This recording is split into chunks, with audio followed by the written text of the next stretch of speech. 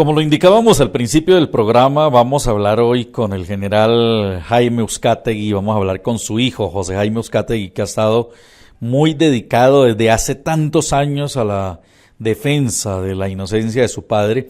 Y tenemos también a Nancy Sáenz, una colega periodista que ha escrito un libro que se llama Víctimas falsas, verdaderas y acomodadas, en donde le dedica parte de este libro al caso de Mapiripán.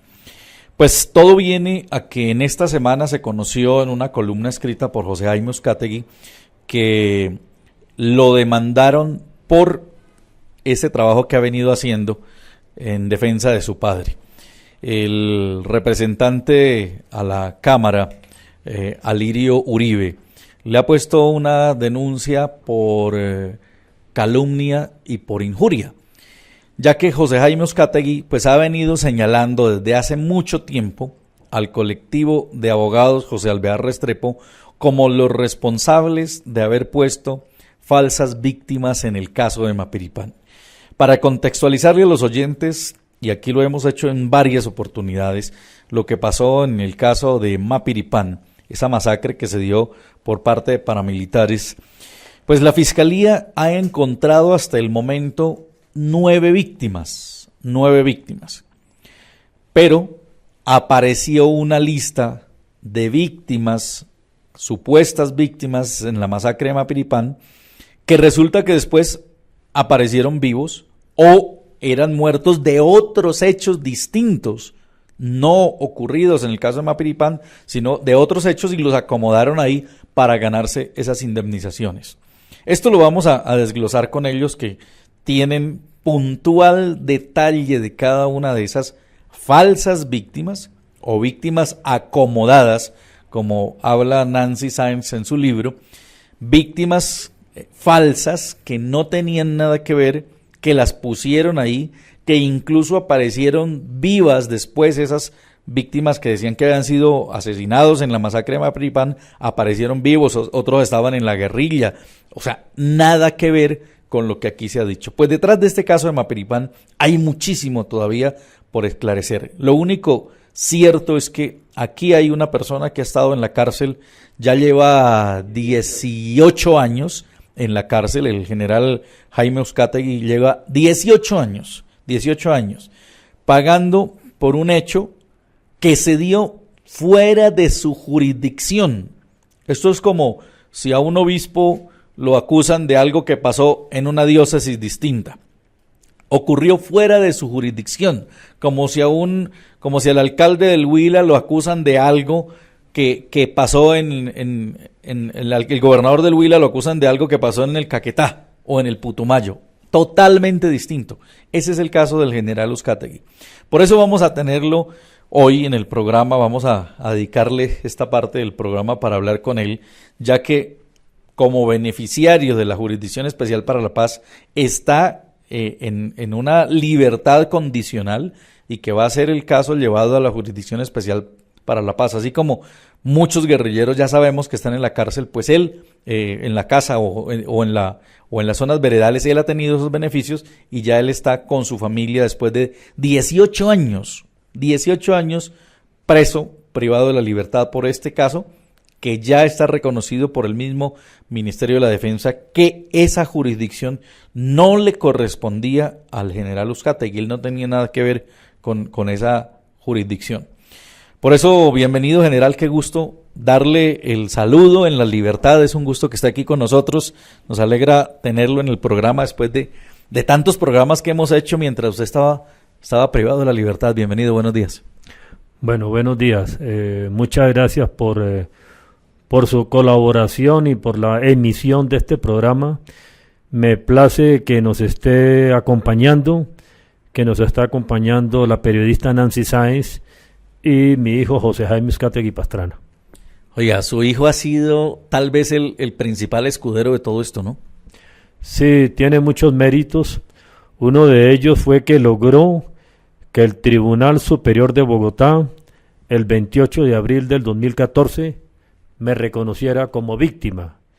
Esa situación me ha permitido asistir a todas las audiencias en las cuales hasta la fecha se han condenado a a 12 personas por haberse inventado la muerte de 10 personas. Expliquemos eso, José Jaime, bienvenido a Caracol, buenos días. Ya van 12 víctimas condenadas, 12 falsas víctimas, 12 personas que se hicieron pasar por víctimas, algunos incluso que se hicieron incluir o la familia los incluyó como que estaban muertos y resulta que aparecieron vivos, pero que ese ha sido un trabajo suyo. Me consta, desde que estaba chiquito usted ya luchando con su hermana por la libertad de su papá y 18 años después se ven ya los resultados. Bienvenido. Muchas gracias, Ervin. Buenos días también para los oyentes. Un saludo especial para las personas que nos acompañan hoy. Gracias, Ervin, porque ya hemos tenido la oportunidad de hablar de este caso en oportunidades anteriores y para mí es bastante enriquecedor y satisfactorio poder actualizar a los oyentes en qué va el caso de Mapiripán, que eso es lo grave. El próximo 15 de julio, la masacre de Mapiripán cumple 20 años de haberse cometido y este es el momento que la justicia colombiana ni siquiera nos puede decir cuántas víctimas hubo en Mapiripán y cuáles son sus identidades. Eso para un Estado social de derecho como el nuestro es absolutamente vergonzoso, porque lo primero que hay que entrar a esclarecer son las víctimas y los hechos y las circunstancias, y después el Estado o la justicia puede entrar a determinar responsabilidades. Pero aquí ha sucedido absolutamente lo contrario. No saben cuántos muertos hubo en Mapiripán, pero sí dicen la certeza que dicen tener la certeza de que el general Uzcategui, mi padre, es culpable y por eso lo han tenido 18 años en una cárcel. Esto es vergonzoso y por estos días que aparecía otro desaparecido del Palacio de Justicia y un supuesto persona que ya había aparecido ahora resulta ser desaparecido, vemos que la justicia en Colombia es una vergüenza, es un despelote y de esa forma definitivamente no va a haber paz en Colombia, por más de que sea el anhelo de todos los colombianos y en ese caso me incluyo. Pero bueno, ¿qué podemos decir sobre las falsas víctimas de Mapiripán después de 20 años? Esa es la pregunta. Pues no se sabe todavía a ciencia cierta cuántas víctimas hubo. La Fiscalía habla de 9.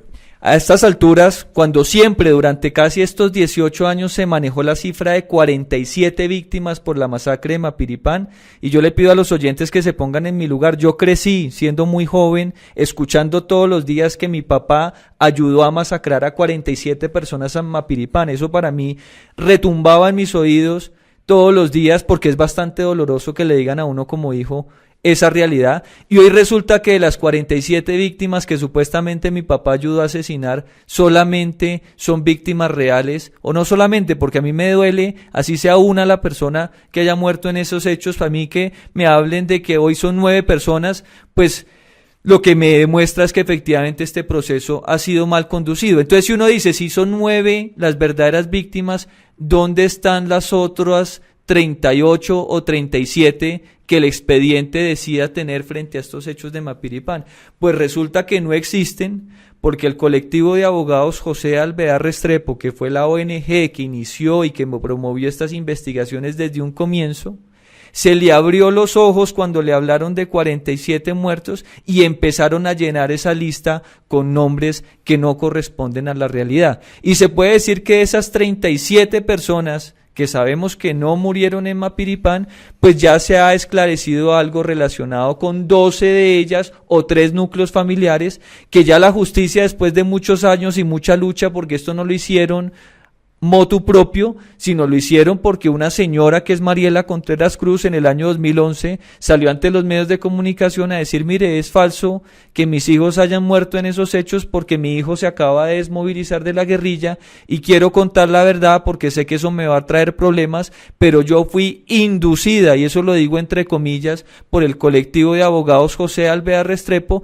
y en esa medida ellos son los que pueden responder porque como abogados son los que tienen el conocimiento y la responsabilidad.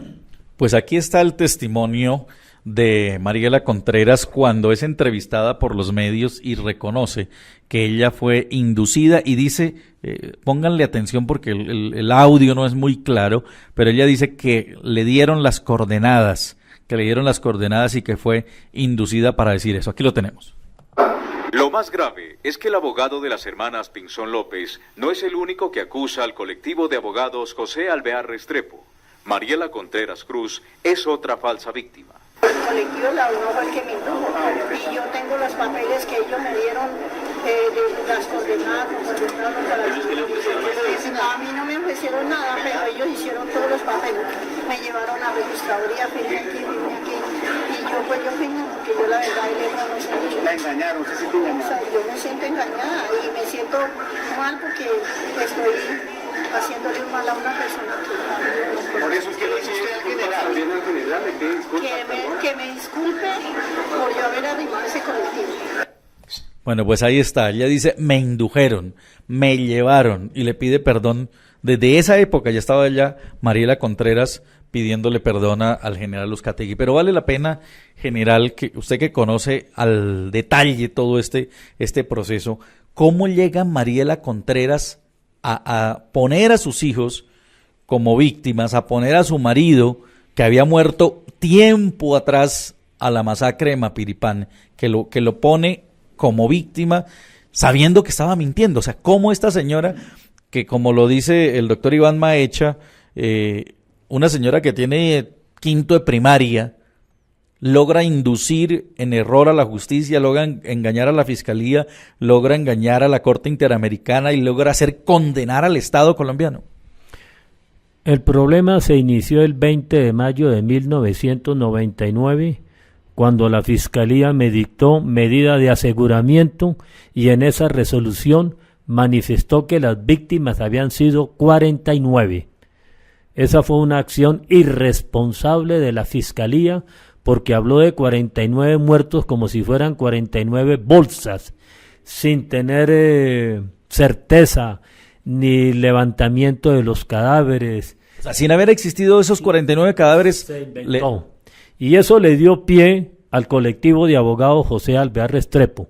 Por eso en el año 2002, Eduardo Carreño Wilches le solicitó al fiscal de la causa, al doctor Leonardo Cabana Fonseca, que llamara a declarar a Mariela Contreras Cruz, que porque ella era la testigo de cómo habían asesinado a su esposo y cómo habían asesinado a sus dos hijos. Su esposo había muerto tiempo antes, ¿no? Su esposo había muerto tiempo atrás y asesinado por la guerrilla. Uno de sus hijos, Hugo Fernando Martínez Contreras, tampoco murió porque desde el año 95 ya formaba parte del Frente 39 de las FARC. O sea, estaba en las FARC, no estaba muerto. Las FARC, después se desmovilizó en el 2008 y después resultó acá en el Tribunal Superior de Bogotá en el 2011 diciendo yo estoy vivo. Lo que Mariela Contreras Cruz critica es que ella fue al colectivo de abogados y le dijo al doctor Eduardo Carreño Wilches, aquí está mi hijo, está vivo, y según testimonio de ella, el doctor Eduardo Carreño Wilches le dijo, dejemos eso así. El otro hijo, Diego Armando Martínez Contreras, también para el año 97 estaba vivo, finalmente desapareció como en el 2000, pero por obra de los paramilitares. O sea, nada que ver con Mapiripán. Nada que ver con Mapiripán, es decir, la familia de Mariela Contreras Cruz vivía en una vereda que se llama El Anzuelo, a más de 6 horas del municipio de Mapiripán, y no estuvo en el lugar de los hechos en el mes de julio del 97. Por eso el testimonio de sus dos hijos pequeños, Marjorie y Gustavo, es falso. Marjorie en el 97 tenía 6 añitos. Cuando tenía 14, en el 2005, fue a las oficinas del colectivo de abogados y dio un testimonio falso de que ella había visto cadáveres y cabezas y huesos y cuerpos despedazados, y ese testimonio tan grave fue a la Corte Interamericana de Derechos Humanos y causó conmoción, y por eso fue condenado el Estado colombiano. Y ese testimonio de Marjorie, el colectivo de abogados lo publicó en su libro Folios de Mapiripán, a sabiendas de que era falso. Ese libro Folios de Mapiripán se movió a nivel nacional e internacional, y en ese libro el colectivo de abogados en Folios de Mapiripán le dedica una hoja completa a los supuestos hermanos Pinzón López asesinados a sabiendas de que esa versión era falsa. Lo que sucede es que la señora María Esneda Bustos fue la que contactó a Mariela Contreras Cruz y la llevó al colectivo de abogados. La señora María Esneda Bustos fue a la que contactó a las hermanas Pinzón también. A esta señora María Esneda Bustos y a 2 familiares más, el colectivo de abogados le solicitó medidas cautelares y en este momento se encuentran en el Canadá eludiendo la justicia colombiana y negándose a dar cualquier declaración. Pues aquí iniciamos este Colombia Universal Reportajes en Caracol con el general Uzcategui, con José Jaime Uzcategui, su hijo, con Nancy Sáenz, periodista que ha hecho investigaciones sobre este caso de Mapiripán. Vamos a hacer una pausa y ya regresamos para ampliar todo esto, que es prácticamente una acción nueva que toma Alirio Uribe, representante a la Cámara, quien estuvo en el colectivo de abogados José Alvear Restrepo muchísimos años y que ahora ha denunciado a José Jaime Uzcategui. ¿Por qué lo denunció? Porque en medios de comunicación o prácticamente en redes sociales salí con un letrero con el mensaje Alirio Uribe, ladrón, y eso le molestó el ego al congresista y ahora me está pidiendo cuentas por esa afirmación y por eso voy a ir a la fiscalía a demostrar con pruebas en mano que efectivamente la ONG que presidía Alirio Uribe en el año 2011 se guardó los recursos de Mapiripán, y si guardarse plata que no es de uno no es robar, entonces que yo me rectifico porque efectivamente estaría equivocado, pero insisto que no es así y con pruebas en manos voy a demostrar que hay un congresista ladrón en el Congreso de la República. General. Hay un aspecto curioso. Esta familia Mariela Contreras Cruz fue indemnizada en la suma de 3.500 millones de pesos, de los cuales no han devuelto un solo centavo. De esos 3.500 millones de pesos, el colectivo de abogados se benefició en la suma de 756 millones y Alirio Uribe Muñoz, siendo presidente del colectivo, devolvió esa suma. Pero hay cuestiones muy curiosas. Por ejemplo, Marjorie Martínez Contreras, esta menor de edad que recibió la suma de 300 millones de pesos, tuvo que entregarle al colectivo de abogados la suma de 102 millones de pesos, como aparece en un acta de donación. O sea, esta víctima que dio un falso testimonio, que nació allá en el edificio de Avianca, en el colectivo de abogados, tuvo que darle al colectivo de abogados la suma de 102 millones de pesos. Pero hay otro aspecto más grave todavía. Las 4 hermanas Pinzón recibieron 3.500 millones de pesos.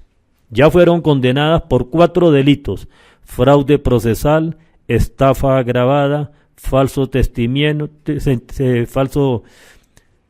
procesal, estafa agravada, falso testimonio y enriquecimiento ilícito. Ellas recibieron la suma de 3.300 millones de pesos.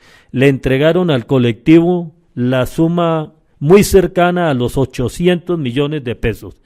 Esos dineros son dineros sucios, producto de 4 delitos, y hasta la fecha el colectivo de abogados se ha negado a entregar ese dinero sucio producto de 4 delitos. Si eso no se llama una anomalía o una picardía, por no utilizar otro sistema como ladrón, de todas maneras el colectivo de abogados está en la obligación de entregar esos 800 millones de pesos que recibieron producto de 4 delitos. Yo no descansaré hasta que el colectivo le demuestre a Colombia y a la opinión pública nacional e internacional que devolvieron esos 800 millones de pesos. Mientras no lo hagan, en mi mente tengo el convencimiento que es un organismo torcido. Hacemos una pausa y ya regresamos en este Colombia Universal Reportajes de Caracol. Regresamos hoy con el caso del general Uzcategui, que está en libertad, pero que su hijo ha sido denunciado por Alirio Uribe, el representante a la Cámara, que antes era el presidente del colectivo de abogados José Alvear Restrepo, por haber salido con un letrero, como él nos lo cuenta, donde dice Alirio Uribe ladrón. Pues esto lo ha molestado mucho y le ha puesto una denuncia. Y esto nos da la coyuntura para analizar con Nancy Sáenz y con José Jaime el perfil de todas estas falsas víctimas. Nancy, usted ha hecho un trabajo investigativo, ha escrito un libro que se llama Víctimas falsas, verdaderas y acomodadas, de Editorial Ibáñez. ¿Qué se encontró con toda esa investigación? ¿Cómo llegan todas estas falsas víctimas al caso de Mapiripán, que además es asombroso porque ya se ha depurado tanto y pasa de 47 a ser 9 víctimas? O sea que hay 38 víctimas, 37 víctimas falsas que las pusieron ahí sin haber muerto en el sitio, otras que estaban vivas y las hicieron pasar por muertas. O sea, una manipulación completa de víctimas para sacarle plata al Estado. Hola Ervin, pues buenos días y gracias por tenerme en cuenta para este programa. Pues mire, la cifra empezó en 77, le quiero decir, 77 supuestas víctimas de Mapiripán. Después, en las versiones, los ex jefes paramilitares como Salvatore Mancuso señalaron que las víctimas podrían ser 36. Particularmente tuvieron en cuenta una entrevista que hizo en El Tiempo en ese entonces Carlos Castaño, donde dijo que eran 49 víctimas y que habría más mapiripanes en el país, ¿no? Porque recordemos que Mapiripán era el fortín de las FARC. Entonces lo que hicieron los paras en ese momento es venir desde el Urabá y decir aquí también están los paras y podemos hacer esto, ¿cierto? Pero la Fiscalía solamente pudo determinar a la fecha, hoy en día, 4 víctimas mortales y 5 desaparecidos, como usted lo señala, 9 víctimas. A ver, ¿Castaño mintió por meterle miedo a la gente? Mire, más adelante yo sé que el general Uzcategui no se va a quedar con eso, pero él dice 49 porque necesitaba mostrar pues el poderío militar, ¿cierto?, de la incursión. Era la primera vez que se le iban a meter al rancho, discúlpeme lo coloquial, a las FARC. Entonces, ¿qué necesitaban decir? Pues que había sido de gran impacto esta incursión militar que hicieron los paramilitares, apoyados obviamente por algunas cabezas muy brillantes en ese momento y algunos ya también condenados y detenidos de los generales y algunos coroneles y tenientes coroneles del ejército. Entonces, Castaño dice esto y Mapiripán se vuelve entonces una cadena de donde empezaron a aparecer muertos y muertos. Mire que entonces empiezan pero a ver, empezaron a aparecer en los papeles, sí, porque no aparecían los cadáveres. Los cadáveres no aparecían, pero además yo le pregunto, porque yo hice este libro de víctimas falsas, verdaderas y acomodadas, yo traté de confrontar a todas las fuentes y yo hablé con las personas del colectivo de abogados, hablé con las personas de Mapiripán y con las falsas víctimas. Y lo que me dice la Fiscalía, por ejemplo, es que el río tiene un recodo. Y si hubiese habido todas estas muertes y si hubiera pasado todo eso tan atroz que se cuenta, que fueron descuartizados, que fueron desmembrados en el matadero y que los echaron todos al río, pues la Fiscalía ya investigó y dijo, en ese recodo, en ese codo, se hubieran quedado los restos de los cadáveres. Y mire que esos 20, 30 cadáveres que no aparecieron, tampoco aparecieron nunca sus restos, Ervin. Mágicamente también desaparecieron.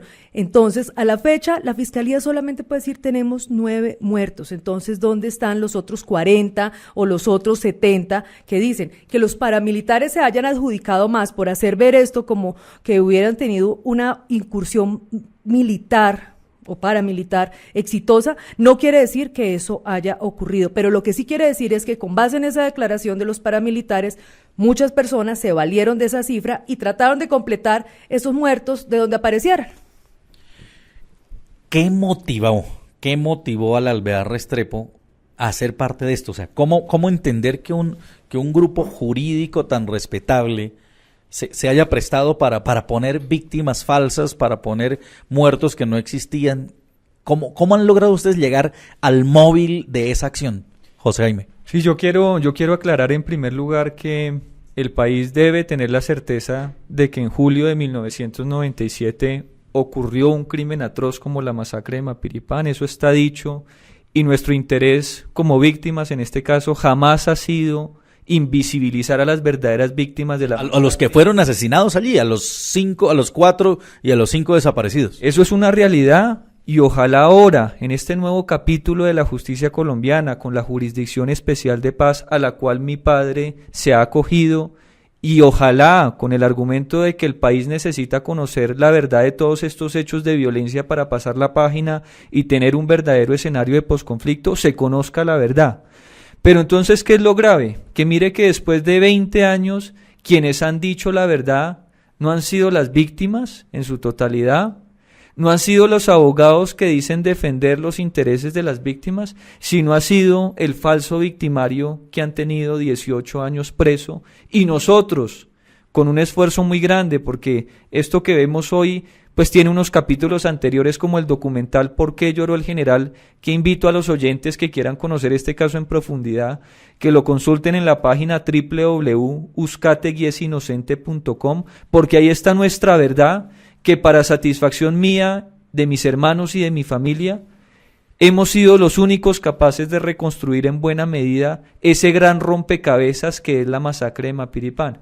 Pero entonces, ¿qué sucede? Porque yo no quiero desprestigiar a las organizaciones de derechos humanos ni a las organizaciones sociales que tanto han luchado para enfrentar la impunidad en Colombia, porque efectivamente ha existido. Seguramente el colectivo de abogados en otros casos tendrá unas intervenciones impecables, ajustadas a la verdad y que han contribuido a que haya una mínima dosis de justicia para las víctimas.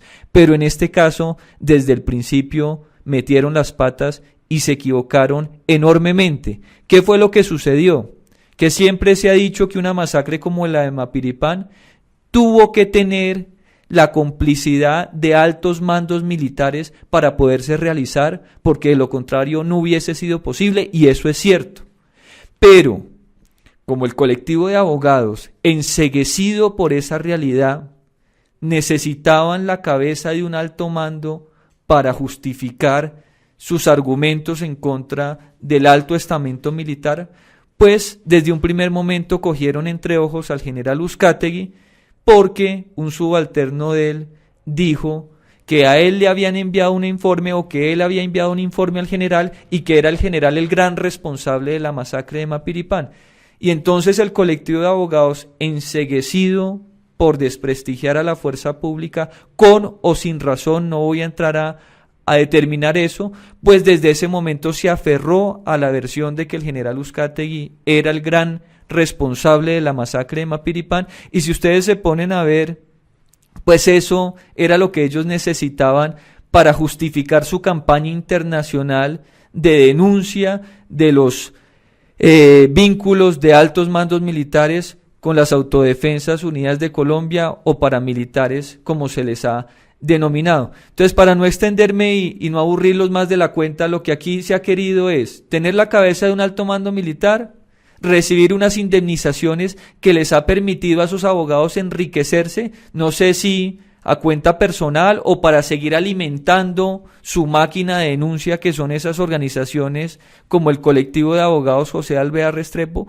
Pero lo que sí es una verdad es que todos esos esfuerzos han conducido es a la impunidad. Ellos se han propuesto luchar contra la impunidad, y hoy lo que no sabemos es quiénes son los verdaderos responsables de Mapiripán, cuáles son las verdaderas víctimas, porque un coronel como el coronel Orozco, que sí es responsable porque estaba en San José del Guaviare, fue el que recibió a los paramilitares en el aeropuerto, fue el que los uniformó en el batallón, fue el que les dio todas las indicaciones para llegar a Mapiripán, hoy está asilado en Miami. Entonces a mí me duele mucho, porque en un afán por tener altos mandos militares o los pesos gordos del paramilitarismo se ensañaron contra mi padre, y si hubieran conducido una investigación verdadera, justa y acorde con las pruebas en el proceso, hoy probablemente ya se hubiera esclarecido esos hechos y no tendrían una víctima más de la masacre. Porque ya para concluir lo que yo he dicho, mira, aquí queremos pasar la página de la violencia en el país, pero si quieren pasar la página sin darle a las verdaderas víctimas de Mapiripán una mínima dosis de verdad y de justicia, ellos no van a dejar pasar la página. Pero si quieren pasar la página con un falso victimario, como ha sido el general Uzcategui, pues aquí está este otro hijo y esta otra víctima que tampoco va a dejar pasar la página. Bueno, sí, partimos de la teoría que el Alvear Restrepo buscaba que condenaran a un general, pues a un general lo habían podido condenar con los 4 muertos y los 5 desaparecidos.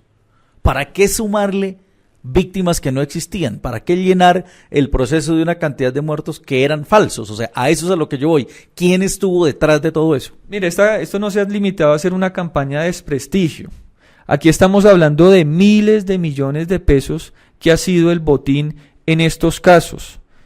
Yo tengo que decirlo con claridad, y cuando he hecho mis denuncias contra el hoy congresista Alirio Uribe en esos términos en que se apropió indebidamente unos recursos, es porque así fue. Las indemnizaciones por Mapiripán superan la cifra de 15.000 millones de pesos. ¿Qué porcentaje de esa plata llegó a manos de las verdaderas víctimas? Yo diría que un poco más de la mitad. Es decir, que el otro 30 o 40% de esos recursos, ¿dónde están? Es que ¿cuántos acueductos se hubieran podido construir en Mapiripán con la plata que se robaron las falsas víctimas y sus abogados? Estamos hablando de miles de millones de pesos. Yo no sé cuánto es el presupuesto anual de Mapiripán, pero para nada sobrarían estos recursos que estas personas se robaron inescrupulosamente. Entonces, este fue el botín de oro, fue el premio soñado para estos abogados. Lograban la condena de un alto oficial para demostrar y promover su campaña de desprestigio contra las fuerzas militares. Y como premio adicional se llenaron los bolsillos de plata, y ahí están los nombres de los abogados que intervinieron. El doctor Alirio no ha intervenido directamente, pero como presidente de la ONG y como representante legal, pues es quien tiene la responsabilidad de responder ante las autoridades y decirnos dónde están los recursos de Mapiripán, que ahora que devolvieron en el 2011 750 millones.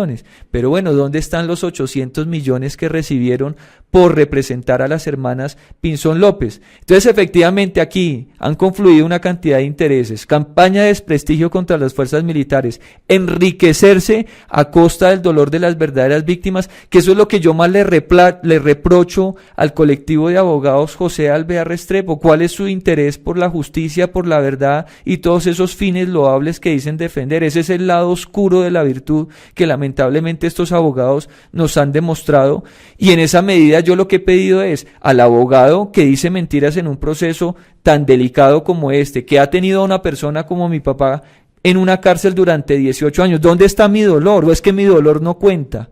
¿O es que el dolor de las personas desaparecidas es mayor al mío, que he tenido que sufrir la tortura psicológica de tener a mi papá preso durante 18 años y ver a mis hermanos crecer en una cárcel militar? Porque esa ha sido nuestra realidad y la mitad de mi vida se lo he dedicado a eso. Que respeten mi dolor como yo respeto el de ellos, y por eso cuando los mismos abogados del colectivo ponen a los familiares de las verdaderas víctimas a atacarme en los medios de comunicación y atacar a mi padre, yo digo, no sean tan cínicos y tan miserables, no sigan aprovechando el dolor de esas personas y denle la cara al país. Que ahora Lirio me denuncia, estoy feliz y dichoso porque lo haya hecho. Estoy esperando, no veo la hora que el fiscal que asignen me llame a dar mi declaración, y voy a aportar las pruebas que tengo para demostrar que ellos efectivamente se robaron una plata que no les correspondía, que no ha querido regresar. No sé si se la gastaron en novias, no sé si se la gastaron pagando otros abogados para seguir metiendo militares presos. La verdad no me importa, y lo importante es que regresen esos recursos porque corresponden a los impuestos de los ciudadanos de este país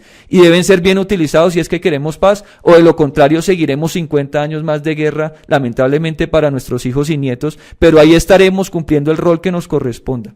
Al haber logrado esa condena del Estado ante la Corte Interamericana, el Alvear Restrepo gana un estatus, gana un posicionamiento, se engancha más ante la Corte para volverse, digamos, acreditados como defensores de derechos humanos. Claro, el colectivo de abogados tiene estatus consultivo ante la OEA, y ese estatus se lo ha dado precisamente la intervención que han tenido en todos estos casos.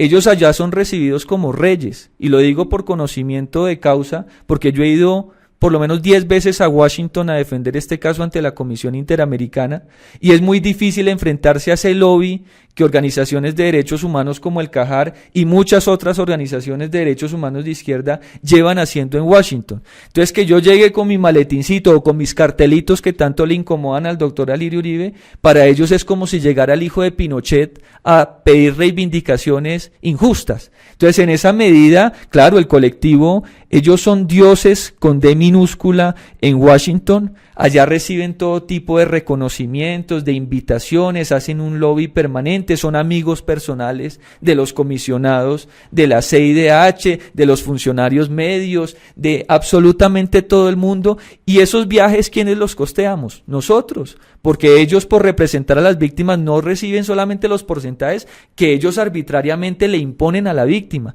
Es que imagínense donde ellos hayan llegado, donde Mariela, y le han dicho: usted va a recibir 3.000 millones, señora. Una señora que cuando dice que la abordaron no tenía con qué comer y pagar los servicios públicos. Pues para ella la maravilla. Y de entrada le dicen: bueno, pero esos 3.000 millones, el 30% es para nosotros por los gastos de representación.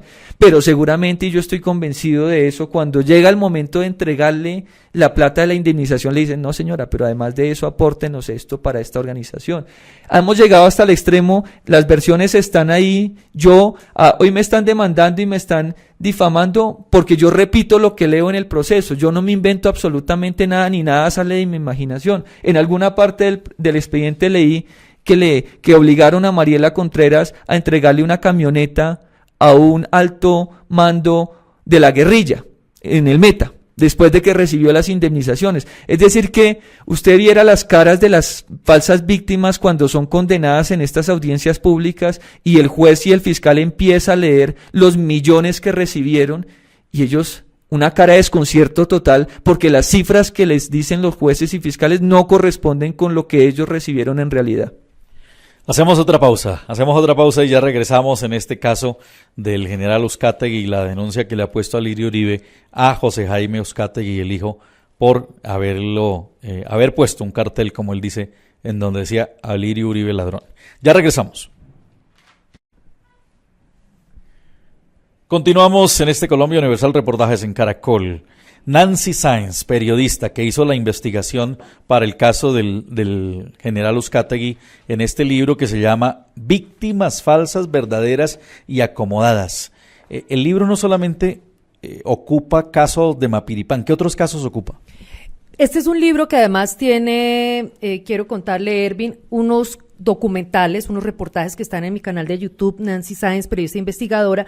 El primer capítulo es sobre la restitución de tierras y los falsos reclamantes de tierras. Tenemos alrededor, usted sabe, unos 22.000 falsos reclamantes en este momento ya identificados por la Fiscalía, y hay un caso emblemático para cada uno de los capítulos. En el capítulo de tierras está el caso de la hacienda Las Pavas, en el sur de Bolívar. Por allá estuvimos, una población muy pobre, donde la población está dividida, unos porque quieren las 3.000 hectáreas que tiene una empresa palmicultora, y los otros quieren entonces que esa tierra sea para ellos, esas 3.000 hectáreas, y otras personas quieren que no, que se la den al palmicultor para que les den empleo. Ese es el caso de tierras. El caso 2, que es el capítulo de verdades, confusiones y mentiras que condenan, es el de las falsas víctimas, que es Mapiripán. Logramos, antes de que Mariela Contreras, que ha sido, como lo señalaba José Jaime, la mujer que abrió la boca y destapó esta olla de lo que estaba pasando, antes de que fuera recluida en la cárcel del Buen Pastor, porque ella primero fue condenada y le dieron, por su edad, 66 años, detención domiciliaria. Unas víctimas y otras personas apelaron y a ella finalmente le dieron reclusión intramural. Logramos entrevistarla. Ella está en el Buen Pastor ahora. Está en el Buen Pastor. Es una entrevista que me dio estando prófuga, esa es la verdad, y es una entrevista larga, la única que ella ha dado con todos los detalles de cómo llegó, a quién conoció. Una entrevista desgarradora donde usted, cuando vea ahí, ella rompe en llanto y dice: me utilizaron, se aprovecharon de que yo realmente no sabía bien de letra, lo señala ella. Mire que en el tema de la restitución de tierras me encontré con el mismo fenómeno: campesinos, pobres, ilusionados con querer mejorar su condición económica, asesorados por terceros, generalmente abogados muy hábiles, que saben cómo libretearlos, que saben cómo enseñarles a configurarse como víctimas. Por eso yo digo, Mariela es una víctima del conflicto, porque a ella sí le mataron, uno de sus esposos se lo mataron los paras y otro se lo mataron las FARC. Ella sí es víctima, pero no de Mapiripán. Pero no de Mapiripán, eso es otro cuento. A ella después le dijeron: no importa, eso diga. Métalo ahí. Eso es lo mismo. Igual usted sí es víctima, y le empiezan a libretear, y la empiezan a libretear. Y usted tiene unos hijos, ¿y dónde están sus hijos? No, yo no sé dónde están. Digamos que están desaparecidos. Y entonces la persona empieza a entrar en esa bola de nieve y empieza la ambición. Y empieza la ambición, y cuando le dicen a usted: le vamos a dar aquí 500,000 pesos, que fue lo primero que le dieron, vaya al mercado, pague los servicios, la vamos a traer en carro, carro, le pagamos avión desde Villavicencio, no sé qué, usted tranquila, la llevamos al exterior, y usted declara en el exterior. La llevaron hasta Washington. La llevaron y ella estuvo por allá, ha estado, y finalmente, de pronto ella empieza a reaccionar con el paso del tiempo y cuando se da cuenta que María Esneda es una persona, María Esneda Bustos, que al parecer fue la que fue empezar a llevándolos tanto a ella como después a las hermanas Pinzón y los fue llevando al colectivo de abogados. El colectivo de abogados, cuando yo lo entrevisto, me dicen no la conocemos. Sin embargo, tenemos versiones de que ellos sí le ayudaron también tanto a ella como al mayor Orozco, con tal de que consiguieran las víctimas y declararan en contra del general Uzcategui y de este proceso, les ayudaron a conseguir el que finalmente tuvieran un asilo en el exterior. El último capítulo del libro es sobre los indígenas y los falsos indígenas, un caso del sur del país, en Nariño. El caso tengo un líder indígena maravilloso que le profeso siempre toda la admiración, lo conoció José Jaime porque nos presentamos en la Feria del Libro este año, el mayor Juan Ascuntar. En el pueblo de Los Pastos fueron ellos gobernados por un blanco durante 15 años. Ese blanco primero lo impusieron los paras, después la guerrilla y después los políticos. Y el señor no solamente se acogió a una figura de adopción indígena, sino que además empezó a adoptar a todo el que quería ser indígena. O sea que los indígenas pues tienen unas condiciones para la salud, para la educación superior, no prestan servicio militar, entonces iba adoptando y adoptando. El caso fue que en 15 años el censo subió de 900 indígenas a 18,000. Una alta población en 10 años, imagínense esa situación de 900 a 18,000.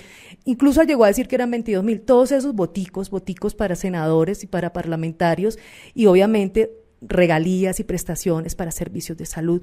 Este mayor Ascuntar escribió una tutela de su puño y letra y logró que al señor no solamente le quitaran su condición de indígena, sino que lo detuvieran en la fiscalía. Pero, oh sorpresa, quiero decirle que el Consejo de la Judicatura y el Consejo de Estado pues estuvieron ahí buscando, generalmente, voy a decirlo, el magistrado Ovidio Claros le reconoció la condición de indígena y le dieron jurisdicción indígena y él hoy en día está libre porque los indígenas se rigen por su propia ley. El señor, después de estar 15 años desfalcando y haciendo todo lo que no tenía que hacer y aprovechándose de la condición de los indígenas, que eso realmente me parece todavía indignante, que tantos años después los indígenas sigan siendo explotados. El señor está hoy libre, el mayor Ascuntar nuevamente está tramitando una nueva tutela que espera que le fallen a su favor para que a ese señor Silvio Lagos lo vuelvan a juzgar por la justicia penal. Y la parte de las conclusiones está Ángela María Giraldo, que usted la conoce muy bien, que hace parte del grupo de los diputados del Valle. A ella le asesinaron a su hermano Francisco, donde ella llama la atención, listo, yo soy víctima, pero también es bueno en algún momento que la persona deje de ser víctima, que deje de vivir toda su vida de ser víctima, de ser una víctima eterna y de vivir de un asistencialismo y buscar la superación. Es la reflexión que ella trae para el libro. Y finalmente Felipe Montoya, de Valle en Paz, una persona que ha trabajado con todo tipo de víctimas en el país, él dice, mire, el modelo de Colombia, si bien está enfocado hacia las víctimas, también tiene que buscar la forma de que esa víctima busque cómo salir adelante y en algún momento deje de serlo y salga adelante, y el modelo tiene que ser reevaluado porque está cayendo en asistencialismo. Hay mucha gente, Erwin, que se quiere quedar toda la vida siendo víctima porque eso es muy bueno. Entonces no ponen a los muchachos a estudiar, por ejemplo, porque eso les hace perder puntos para que sigan recibiendo ayudas. Entonces también eso es una reflexión, es la conclusión final del libro. Pues excelente, excelente, y vamos a tener parte del documental más adelante aquí en el programa. Vamos a tener parte de este documental en donde habla Mariela Contreras, donde da ella los detalles de cómo la vincularon al proceso, cómo la llevaron los del Alvear Restrepo. Ahí está en este documental contado por ella misma, José Jaime. Uno de los testimonios más valiosos tal vez de esto es el de Mariela Contreras, pero son 12 falsas víctimas. Yo quiero que usted nos describa esas otras falsas víctimas, quiénes son, qué nombres tienen, que además ya están condenadas. Ojo, muy importante esto, están condenadas y están pagando cárcel por haberse hecho pasar por víctimas de Mapiripán cuando el cuento, como estaban vivas y andaban de parranda. Sí, señor, hemos hablado mucho de la señora Mariela Contreras Cruz, que yo creo que el país recuerda bien porque es la señora ya mayor, canosa, que apareció en los medios de comunicación contando estas verdades. el núcleo familiar de ella, que lo integran al menos 20 personas, pues de esas 20 personas con Mariela han juzgado a 3 personas que finalmente fueron condenadas. Recuerdo, porque en estos casos las condenas han oscilado entre los 6 y 8 años. En el caso de Mariela Contreras, exactamente ¿qué condena hubo? ¿Fueron 8 años? 8 años. 8 años. La condenaron a 8 años de cárcel por a ella, a su hija Zulia Herrera Contreras y a su yerno Algemiro Arévalo Romero. Es que esto es muy curioso porque es que esto fue como una bola de nieve y me gustó la expresión que utilizó Nancy, porque efectivamente fue así, ellos arrancan el proceso con 2 víctimas verdaderas y a partir de ese momento, teniendo un espacio casi que de 47, 49 o más víctimas, es que empiezan a llenar de nombres el listado y ahí fue como se fue haciendo este montaje. Entonces ese fue el primer núcleo familiar que finalmente fue condenado recientemente. Nosotros no con un ánimo revanchista, pero decimos, fueron muchas las personas que recibieron plata, ¿por qué solamente ponen estas 3 a responder? Pero esa ha sido la decisión de la Fiscalía y estas 3 personas, como les digo, ya fueron condenadas y responden por 4 falsas víctimas, por Gustavo Caicedo Rodríguez, por Diego Armando Martínez Contreras, por Hugo Fernando Martínez Contreras y por Manuel Arévalo. Esos 4 nombres aparecen en la lista de víctimas de la Corte Interamericana de Derechos Humanos del año 2005 y son familias que le entregaron poder al colectivo de abogados José Alvear Restrepo y a otra ONG, esa sí gringa, que es CEGIL.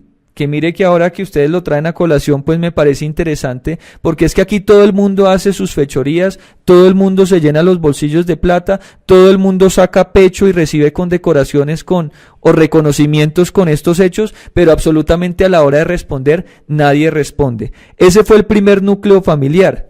Ya después la Fiscalía inició la revisión o la acusación contra las 4 hermanas Pinzón López. Es probable que ustedes hoy también las escuchen en sus intervenciones en la audiencia pública y ellas también, al igual que el núcleo de Marielas Contreras, públicamente le pidieron y en audiencia pública le pidieron perdón a mi papá por haber mentido. ¿Ellas qué dijeron? ¿Ellas se hicieron pasar ellas o pasaron a familiares de ellas como muertos? Ellas hicieron pasar a familiares como muertos. En realidad a las personas que se han judicializado han sido a los familiares, porque en el caso de las personas que supuestamente estaban muertas y aparecieron vivas, es la hora que la Fiscalía no ha llamado a declarar a ninguna y sería importante que se hiciera, pero la gran mayoría de personas que han sido procesadas hasta el momento fueron familiares de supuestas víctimas que como recibieron la plata, pues son las que tienen que responder por los delitos de enriquecimiento ilícito, estafa agravada y entre otros. Entonces, ¿qué pasó? Estas 4 hermanas dijeron que sus hermanos Enrique Pinzón López, Luis Eduardo Pinzón López, Alberto Pinzón López, Jorge Pinzón López y el esposo de una de ellas o compañero permanente Jaime Riaño Colorado habían sido asesinados en la masacre de Mapiripán entre el 15 y el 20 de julio de 1997. ¿Qué es lo que ha sucedido ahí? Los paramilitares llegaron a Mapiripán y llegaron para quedarse. Efectivamente cometieron los asesinatos que hemos reportado acá, que son las 5 víctimas identificadas y los 4 desaparecidos, pero ellos permanecieron en Mapiripán mucho tiempo o de ahí en adelante y muchos asesinatos efectivamente se cometieron después de que llegaron los paramilitares allá, pero han querido meter todos estos nombres y circunscribirlo a la fecha del 15 al 20 de julio. En realidad estas personas no murieron ni en ese momento ni más adelante, porque ellos hacen parte de lo que yo he denominado el complot de los bustos, que fue precisamente estas mismas 4 hermanas, también abordadas por María Sneda Bustos, reclutadas por María Sneda Bustos, que las llevó donde el Cajar, le entregaron poder al colectivo de abogados y al CEGIL, y también entraron al proceso. Pues estas 4 hermanas, que también están en una situación muy lamentable y que yo incluso me conduelo, porque son personas muy humildes, Ervin. Esto no estamos hablando ni de delincuentes, ni de ladrones de barrio. Estamos hablando de personas que en medio de su misma necesidad, no con eso las justifico, pero vieron en este colectivo de abogados la oportunidad de salir adelante y de recibir unos recursos inmerecidos pero necesarios, y en muchos casos, como lo decía Nancy también, sí son víctimas, pero no necesariamente de la masacre de Mapiripán, sino de otros hechos, y el Estado efectivamente las tenía que indemnizar. Pero bueno, estas 4 hermanas ya fueron condenadas. ¿Están en la cárcel también? Están en la cárcel también. En ninguno de los casos se les ha pedido que regrese a la plata, y eso es de las cosas que me preocupa, porque es que es el momento que el Estado no ha recuperado un solo centavo. Sí, que el colectivo regresó 700 millones, sí, pero 700 de miles de millones. Y por parte de estas personas, ellos dicen que se gastaron la plata. Mariela va a entregar un par de casas o algo así, se las va a entregar al Ministerio de Defensa. Quiero aclarar que en nuestra condición de víctimas no hemos pedido un solo centavo, y no porque no lo merezcamos, sino porque estamos conscientes que estas personas se robaron la plata, y lo que a nosotros nos interesa es conocer la verdad plena de cómo fue que el colectivo de abogados y los abogados, así como estoy dando aquí los nombres de las víctimas, de las falsas víctimas con detalle, tengo los nombres de los abogados que han intervenido en estos procesos, y tengo los nombres de los servidores públicos. Es que allá en Costa Rica muchos iban a viaticar, supuestamente representando al Estado colombiano, pero ¿cómo es que se dejaron meter todos estos nombres como víctimas sin que existiera como mínimo un acta de función?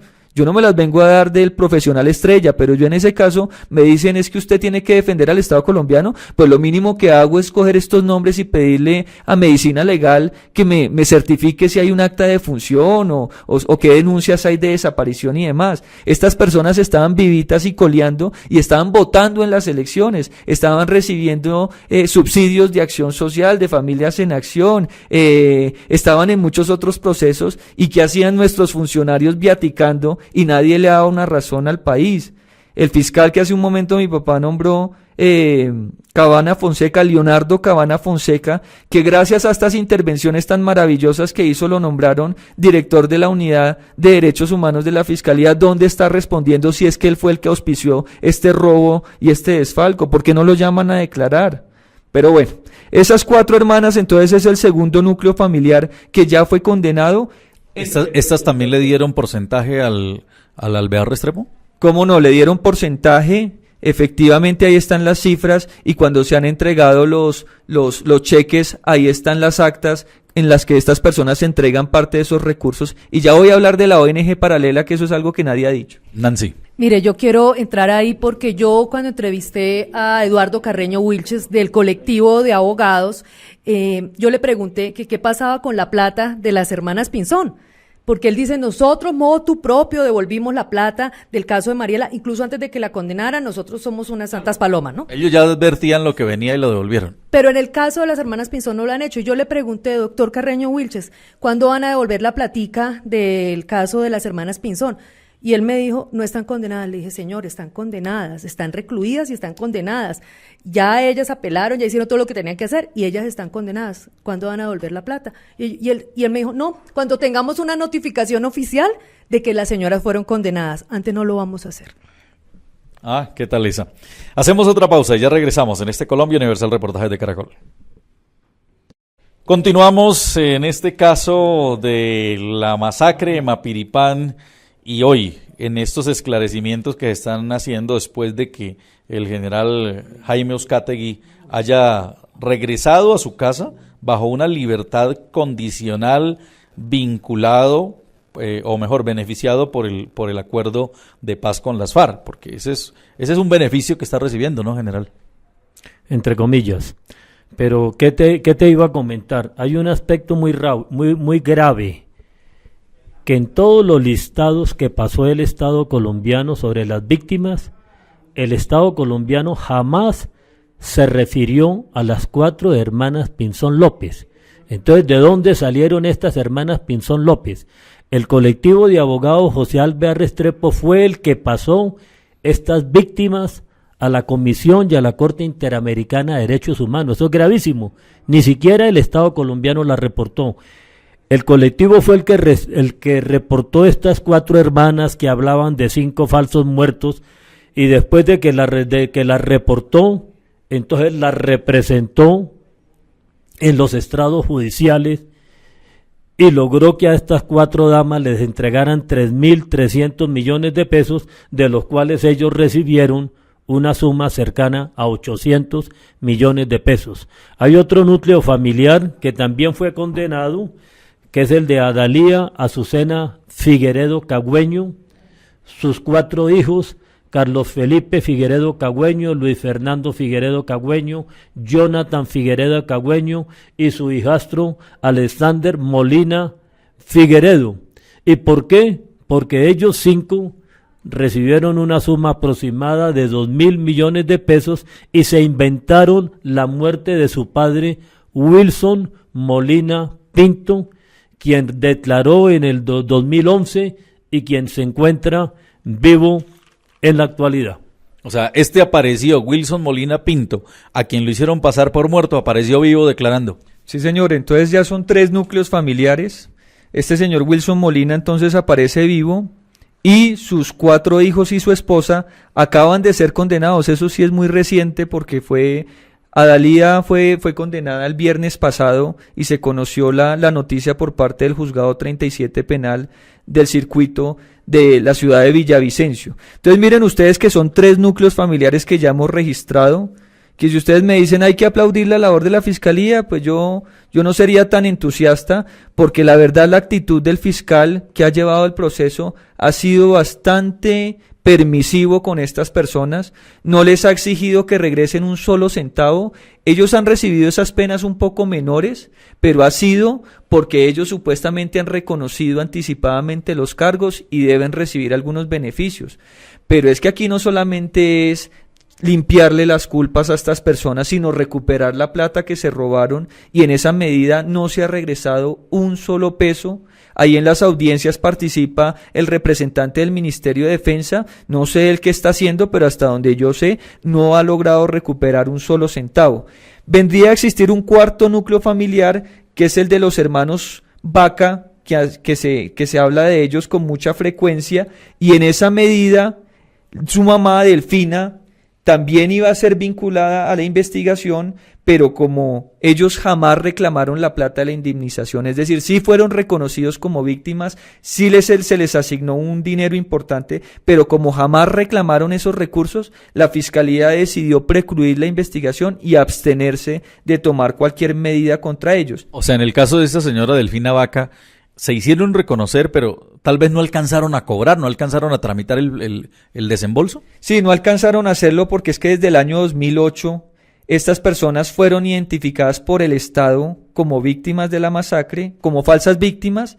El Estado le pidió a la Corte Interamericana que las excluyera de la sentencia, y en ese momento nosotros no nos enteramos de eso, porque si lo hubiéramos hecho hubiéramos puesto el grito en el cielo. Eso le hubiera evitado de pronto a mi papá una condena, porque mi papá fue condenado en segunda instancia en el año 2009, y en esa medida eso hubiera sido la oportunidad de poner el grito en el cielo y pedir que se rectificara este caso, pero lamentablemente jamás nos enteramos, y la respuesta de la Corte fue absolutamente cínica, Ervin.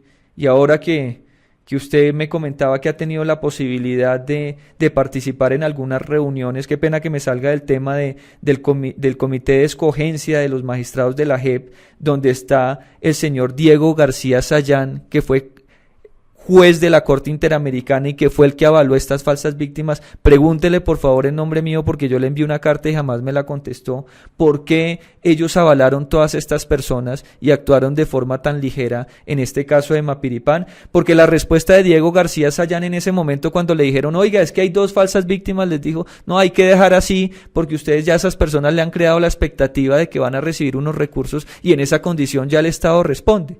Y yo por eso muchas veces veo las respuestas tan importantes que consiguió Nancy en su libro de Eduardo Carreño Wilches, el abogado del colectivo de abogados, José Alvear Restrepo, en el que dice, no, es que es el Estado quien responde, y tiene toda la razón en cierta medida, porque si es el mismo Estado el que se ha dejado meter todos esos autogoles, pues que ahora no venga la Fiscalía ni nadie a llorar, ni a lamentarse cuando no han cumplido con su trabajo. Pero bueno, ¿cuál es lo más importante? Y ya con eso terminaría yo esta intervención. Es que hay por lo menos 3 núcleos familiares más que todavía no sabemos. No los han tocado. No los han tocado, no los han judicializado. Está el núcleo familiar del señor Raúl Morales, falsa víctima de acuerdo a la resolución que en su momento expidió la Unidad de Justicia y Paz cuando ya trató de depurar este listado de víctimas. ese señor o ese familiar, porque aparece un familiar recibiendo recursos a partir de una resolución del Ministerio de Defensa, que es la 1664 del 2007, pues habrá que entrar a verificar si el señor reclamó los recursos y si también dijo toda esta cantidad de mentiras que hicieron las otras falsas víctimas. Hay otro núcleo familiar, el del señor Uriel Garzón, también falsa víctima, también con una resolución del Ministerio de Defensa del 2007 recibiendo una serie de recursos. Y otro que sería Ana Beiba Ramírez, que también de acuerdo a los informes de la Fiscalía es una falsa víctima por corroborar, y en esa medida también habría que entrar a revisar. Es decir, que vamos en la mitad del camino. Hay 3 núcleos familiares ya sancionados, pues faltan al menos otros 3, y yo me atrevería a decir que son más, porque cuando la Corte Interamericana condenó al Estado colombiano en el año 2005, dejó abierta la posibilidad de que se presentaran nuevas víctimas, porque como supuestamente habían sido botadas al río, pues eso daba el argumento para que cuanta persona apareciera diciendo que había sido víctima de Mapiripán pudiera ser indemnizada. Y yo particularmente con la familia Bustos, que tanto ha salido aquí el nombre de María Esneda, de Marco Tulio Bustos, de su hijo Alejandro Bustos, yo tengo la sensación que ellos recibieron algún beneficio adicional al asilo que hoy tienen en Canadá, pero como no quiero especular, me limito a decir que ahí puede haber también algo irregular y hay que verificarlo. Sería bueno tal vez aconsejarle a estos núcleos familiares que no están todavía vinculados, que se adelanten y confiesen para que no se les venga una pena encima como los otros. Pues son personas que probablemente nos están escuchando o familiares que los conocen permanentemente. Cada vez que se hace este programa hay muchas personas de Villavicencio y del Meta que me han manifestado que nos escuchan, pues sería importante que lo hicieran. Yo fui a Mapiripán en diciembre del año 2003, fui con una colega de ustedes, con Salud Hernández Mora, y nos sorprendió mucho que cuando llegamos a Mapiripán, el monumento de las víctimas, que por cierto es un puño izquierdo en bronce en toda la entrada del pueblo, tiene 2 placas. En una se hace apología a la resistencia armada y en la otra, donde deberían ir los nombres de las víctimas, está completamente en blanco.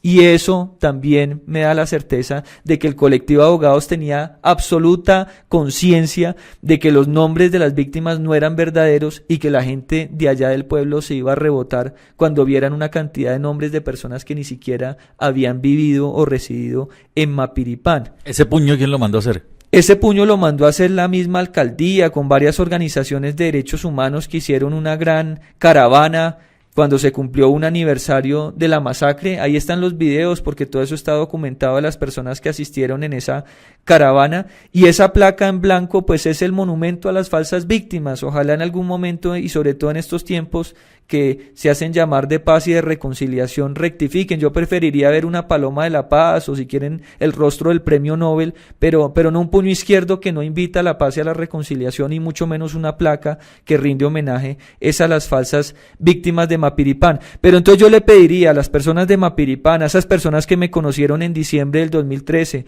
que me dieron la oportunidad de darle mi versión de los hechos, también acompañado de un cartelito de esos que no le gusta a Lirio Uribe, el congresista, que hoy abusando de su poder de congresista me denuncia cuando él es congresista, yo no lo soy, él es abogado, yo no lo soy, él tiene escolta, yo no la tengo, pero bueno, así son las peleas que nos ha tocado librar, y en esa oportunidad cuando estuvimos en Mapiripán también con un cartelito, pues la gente tuvo la posibilidad de escuchar nuestra versión, y yo quiero de una vez por todas que se pase esta página. Es que yo hablando con la gente, Ervin, allá me decía, mire, nosotros estamos mamados, cada vez que se habla de Mapiripán, se habla de masacre. Y yo le decía, yo estoy igualmente mamado porque cada vez que se habla de Mapiripán y masacre de Mapiripán, se habla de Uzcategui, que es el apellido que yo con mucho orgullo llevo sobre mis hombros. Entonces sí, pasemos la página, pero con verdadera justicia, porque esto es una burla, esto es un circo, y es muy lamentable lo que está pasando en el país.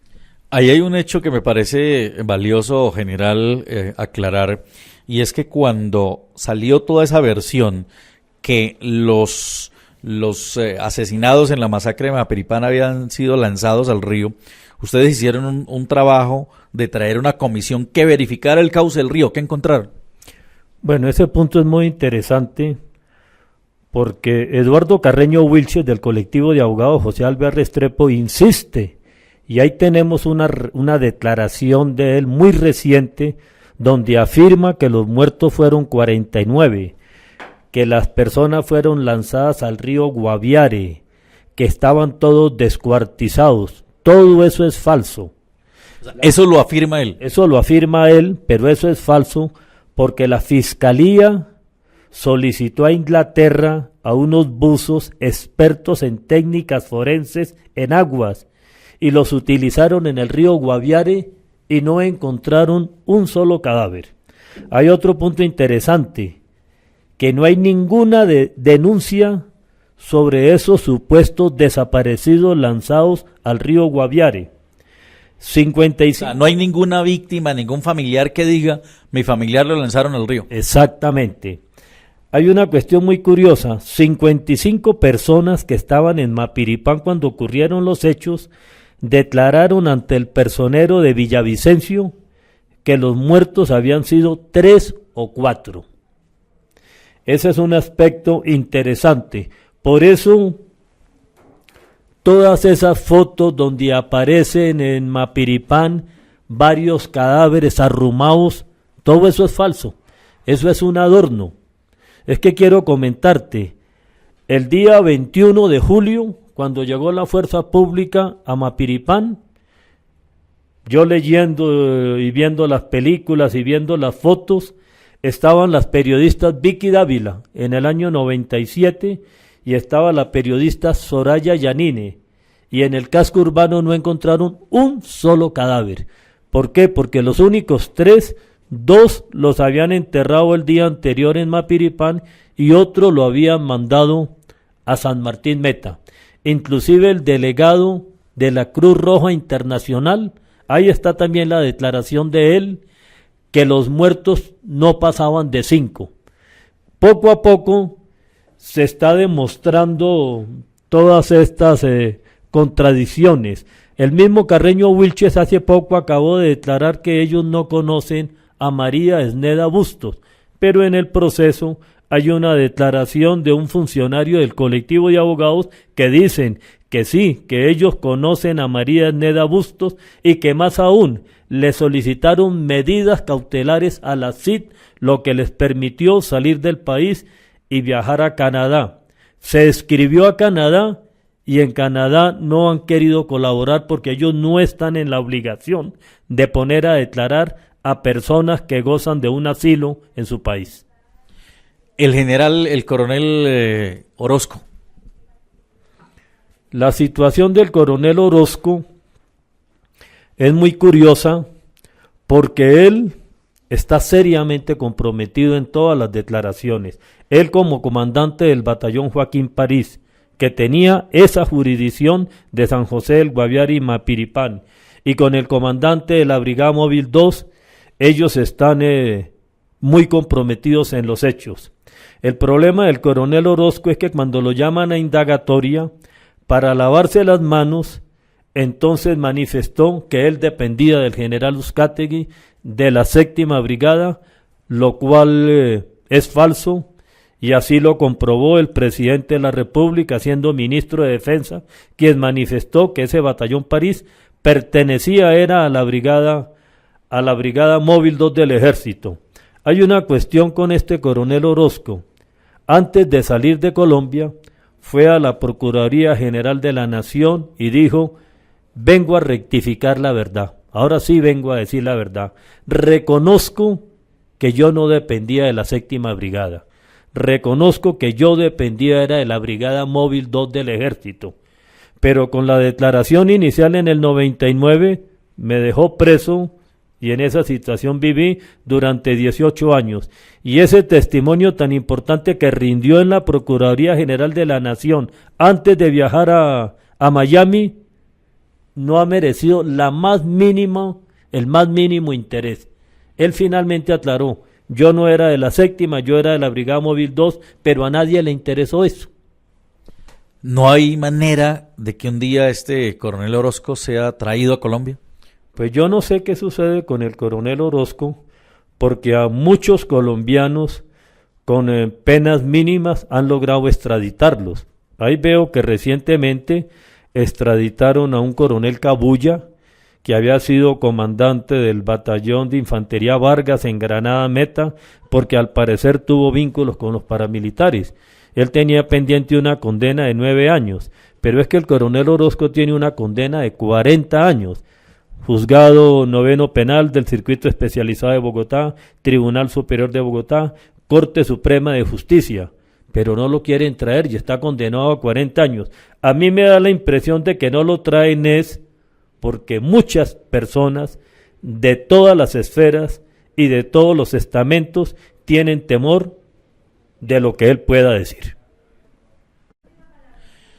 Bueno, y en esta parte del programa, después de conocer todos los detalles sobre el caso Mapiripán con el general Uzcategui ya en libertad condicional, pues vamos a escuchar, porque está en televisión, o sea, es un documental de televisión, el documental que ha hecho Nancy Sáenz, en donde pudo entrevistar a Mariela Contreras, en donde pudo hablar con los del colectivo Alvear Restrepo, en donde pudo entrevistar víctimas, en donde tiene muchos testimonios.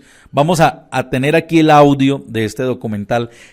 Háganos un resumen de esta primera parte. Vamos a ver los primeros 12 minutos y en el segundo bloque vemos los siguientes 12 minutos de este documental realizado por Nancy Sáenz sobre el tema de las falsas víctimas en Mapiripán. ¿Qué vamos a ver en esta primera parte? Primero, el testimonio de Mariela Contreras, que, como ya les dije, lo entregó siendo prófuga de la justicia en ese momento. Una semana después de esa entrevista, ella es recluida en la cárcel El Buen Pastor. La otra persona que interviene ahí, como no van a poder ver los créditos, es el abogado Carreño Wilches del colectivo de abogados, Eduardo Carreño Wilches, y es probable que en algunas partes hay material de apoyo, de documentos, pero en toda esa parte yo estoy haciendo el relato de lo que ocurre. Más adelante tendremos otras personas que están vinculadas a este proceso, como el abogado de Mariela, que también es el abogado de las hermanas Pinzón, el abogado Iván Maecha. También tenemos al doctor Gómez Méndez. El doctor Alfonso Gómez Méndez era para la época el fiscal general de la Nación. Llegaba, hacía como 2 meses, era fiscal cuando ocurrió la masacre de Mapiripán. Está también el análisis que hace el doctor Juan Carlos Esguerra, que acaba de ser ministro de la Defensa, hacía 2 meses, pero le tocó todo ese tiempo de las masacres semanales que vivimos los colombianos durante todos esos años. También el análisis del presidente de ACORE, del general Ruiz, y el análisis de Clara Rojas, cómo ve ella siendo víctima verdadera de las FARC y siendo víctima del conflicto este caso. Bueno, pues entonces vamos a iniciar el documental con la primera parte en donde Nancy Sáenz entrevista a Mariela Contreras. Esta señora ya muy mayor, estaba todavía en la clandestinidad. En ese momento Mariela Contreras está en el Buen Pastor, está pagando. ¿Cuánto va a durar ella en el Buen Pastor? Alrededor de 8 años. Mire, yo... Pero no, por rebaja no le dan... No, pues no sabemos qué va a pasar porque además es una persona de 66 años. Digamos que por eso le iban a dar detención domiciliaria, pero hubo una apelación y le dieron intramural. Alrededor de 8 años podría estar ella. Es probable que si más adelante se acoge a algún tipo de rebaja, podría estar 5 años detenida, ¿cierto? Y el contrapunteo en esta primera parte que vamos a escuchar es con su abogado, el que la representó al comienzo, el del colectivo de abogados, José Alvear Restrepo, el doctor Eduardo Carreño Wilches. Este es el contrapunteo entre el drama de esta mujer, que se configuró como una víctima, sin serlo, aunque sí había sido víctima de otros casos de la violencia en Colombia, y el abogado Carreño Wilches. Aquí es donde ella dice que la usaron, que la manipularon, que la llevaron con unas coordenadas, que le dieron toda la información, casi prácticamente que la libretearon.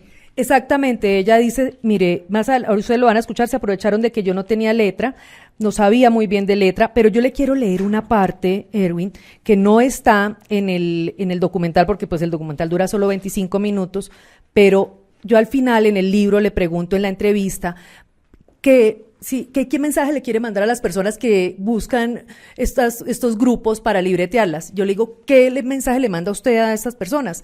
Dice, jamás, que no vayan a cerrar los ojos como lo hice yo. Cerré los ojos como cuando a la vaca topa le van a dar una trompada a otro. O sea, totalmente una mujer del campo. Cerré los ojos e hice todos los errores humanos posibles. Eso sí, lo reconozco y por esos errores vengo a pagar lo que no debo. Así le digan a usted, allá hay un costalado de plata, nunca, así, que se quede allá, que se pudra, porque ese fue mi error, haberle recibido plata a esa gente. No hubiera recogido ni un solo billete. Al final lo único que tengo y que me luce es esa casita, la que tengo en Bosa. De resto yo, adiós. Aquí está el documental de Nancy Sáenz con Mariela Contreras y esto que ayuda a esclarecer lo que ha pasado con el caso Mapiripán. Bueno, regresamos después de haber escuchado en el bloque anterior parte del documental de Nancy Sáenz. Vamos con la segunda parte del documental, Nancy, y aquí, ¿con quién empezamos? Empezamos con el doctor Alfonso Gómez Méndez, que era para la fecha el fiscal general de la Nación. Todo su análisis de todo lo que ocurrió, cómo abordó él el tema cuando se enteró de esta situación y el análisis que él hace específicamente del caso Uzcategui. Además de eso, tenemos, como ya lo habíamos señalado, el análisis que hace también el ministro de la Defensa de ese momento, el doctor Juan Carlos Esguerra. Y fíjese que hay una cosa que no hemos hablado y que a mí me llama la atención. Fue el debate que hizo Gustavo Petro, siendo senador en el Senado de la República, un hombre de izquierda, defendiendo a un general y diciendo, mire, sé por qué lloró este general, entiendo, y le pide al entonces ministro de la Defensa, doctor Juan Manuel Santos, que confirme si efectivamente el mando operacional de la brigada le correspondía al general Uzcategui o no. El presidente que tenemos ahora, el doctor Santos, en ese momento ministro de la Defensa, le firma esa certificación al general Uzcategui donde le dice, no señor, usted no tenía el mando operacional sobre Mapiripán, pero lo hizo el senador Gustavo Petro. Fíjese usted cómo será el tema de la grandeza de la verdad y de la justicia, que en ese momento no se pensó en ideologías ni en ninguna otra cosa, y lo hizo Gustavo Petro. Tan evidente hasta para Gustavo Petro que usted era inocente.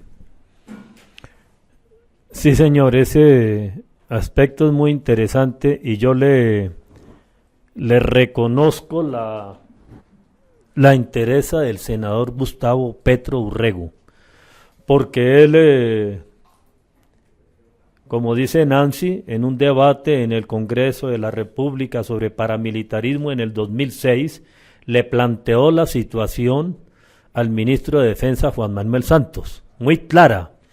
Y el ministro de Defensa efectivamente le firmó una certificación en 2 folios donde cita aparte de 3 documentos. Pero es que esos documentos son muy completos. Esos documentos en realidad pueden tener más de 30 folios. Lo que aparece en esa certificación es hoja y media y él sacó unos extractos, los más valiosos. Pero en realidad lo que el ministro de Defensa entregó son más de 30 documentos donde se comprueba que yo no tenía el mando operacional del Batallón París porque lo tenía era la Brigada Móvil 2. Es que hay un aspecto muy interesante. Yo como comandante de la 7ª Brigada en el Meta, yo tenía a cargo 36 municipios, menos Mapiripán y Puerto Concordia. Inclusive tenía 2 municipios de Cundinamarca, Medina y Paratebueno, tenía un municipio de Boyacá, San Luis de Gaceno, tenía 2 municipios de Casanares, Villanueva y Sabana Larga. Pero repito, Puerto Concordia y Mapiripán Meta, que estaban sobre el río Guaviare, que eran puertos sobre el Guaviare, y San José del Guaviare, pertenecían era a la Brigada Móvil 2, al Batallón París, a la base antinarcóticos de la Policía Nacional y al Departamento de Policía Guaviare. Entonces, como tú comentabas en un comienzo, yo respondo por mi familia, yo no respondo por otra familia. El doctor Peñalosa responde por Bogotá, él no responde por Soacha, así sea mucho más grande Bogotá. En la vida militar es exactamente lo mismo. Cada brigada responde por lo suyo y hay otra brigada que tiene esa parte del ponqué. Como yo decía, cada cura responde por su parroquia. O como dice ese refrán popular, cada loro en su estaca. Y es que hay un problema, que una brigada no puede meterse a otra brigada. Hemos tenido experiencias donde se presentan combates amigos, combate entre las propias tropas. Eso, si no hay una coordinación y si no es de su jurisdicción, uno no se puede meter. Esa es la verdad verdadera. Pero el problema comenzó porque desde un comienzo todo el mundo decía, pues si Mapiripán es Meta, es de la 7ª, ¿no? Mapiripán dependía administrativamente o políticamente del gobernador del Meta, pero operacionalmente era de las unidades que estaban en San José del Guaviare y Mapiripán. Bueno, Nancy, entonces vamos con el testimonio del fiscal de la época, Gómez Méndez, y luego el desarrollo del resto del documental, que esto nos ayuda a ampliar lo que ocurrió para esclarecer hoy lo que estamos hablando sobre ya 12 víctimas falsas condenadas en el caso de Mapiripán y la inocencia del general Uzcategui. Y tengamos en cuenta que hacia el final las conclusiones están dadas tanto por Iván Maecha, que es el abogado de las falsas víctimas, tanto de Mariela como de las hermanas Pinzón, y de el general Ruiz de Acore. Iván Maecha muy contundente en decir el responsable aquí es o le tienen que compulsar copias o le tienen que citar al Alvear Restrepo. Fíjese que ha sido de los valientes abogados que se ha enfrentado a este colectivo. Le cursan una investigación en el Consejo Superior de la Judicatura por hacer esta afrenta, ¿no? Por atreverse a decir, mire, estas personas, que es lo que yo le decía a usted que también encontré en los 3 capítulos de mi libro de víctimas, es cómo se aprovechan de esa condición de ignorancia e inocencia y ganas de salir adelante, de la falta de presencia del Estado colombiano, donde llegan unos terceros y acondicionan, aconductan y libretean a estas víctimas. El abogado Maecha lo que dice es, mire, Mariela Contreras tiene 4º o 5º de primaria, no sabe casi sumar, no sabe casi leer, no sabe llenar un cheque. ¿Usted cree que ella se puso a pensar cómo vamos a engañar a la Fiscalía, a la Corte Interamericana de Derechos Humanos? Pues obviamente que no, ¿cierto? Y seguramente las hermanas Pinzón y otras personas no. El abogado Maecha ha hecho un papel importante y por eso ya ha llevado a cuestas, pues obviamente que estos abogados no lo tengan en la buena y que lo estén allá vinculando a procesos de investigación en el Consejo Superior de la Judicatura. Bueno, ya después de escuchar el documental de Nancy Sáenz, general Jaime Uzcategui, ¿usted se siente perseguido por el Alvear Restrepo? Absolutamente, y durante casi 20 años. Le voy a comentar desde el año 1999, cuando se presentó una colisión de competencia entre el Consejo Superior de la Judicatura y el Comando del Ejército, ¿quién tenía que investigarme? El Consejo Superior de la Judicatura falló que era la justicia penal militar. Entonces Luis Guillermo Pérez Casas, del colectivo de abogados, se opuso a esa decisión y apeló al Tribunal Superior de Bogotá y perdió, y apeló a la Corte Suprema de Justicia y perdió. Entonces finalmente hizo una tutela a la Corte Constitucional y el magistrado ponente era Eduardo Montealegre Linet, y Montealegre Linet le dio la razón al colectivo de abogados José Alvear Restrepo, le quitó el caso a la justicia penal militar y pasé yo a depender de la justicia ordinaria desde el 2001. Pero a lo largo de todos los años, Luis Guillermo Pérez Casas y Eduardo Carreño Wilches se han opuesto a todas las decisiones. Cada vez que tengo una decisión favorable, por ejemplo, como la del Juzgado Noveno Penal del Circuito Especializado de Bogotá, que me absolvió y condenó a 40 años Orozco, al colectivo no le gustó esa decisión, apeló al Tribunal Superior de Bogotá y envió un alegato falso y perverso y logró que ese tribunal me condenara a 40 años. El caso se fue a casación y allá también llegó el alegato del colectivo de abogados José Alvear Restrepo.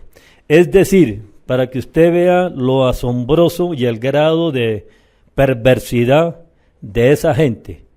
Ahora que el caso mío tenía que estudiarlo la juez 21 de ejecución de penas, una juez muy correcta, honesta, equilibrada, Claudia Janet, bueno, en este momento olvido hasta el apellido, no obstante que yo reunía todos los requisitos exigidos en las leyes y llevaba 16 años privado de la libertad, más de los 5 exigidos, el doctor Luis Guillermo Pérez Casas le mandó a la juez un alegato oponiéndose a que me dieran la libertad.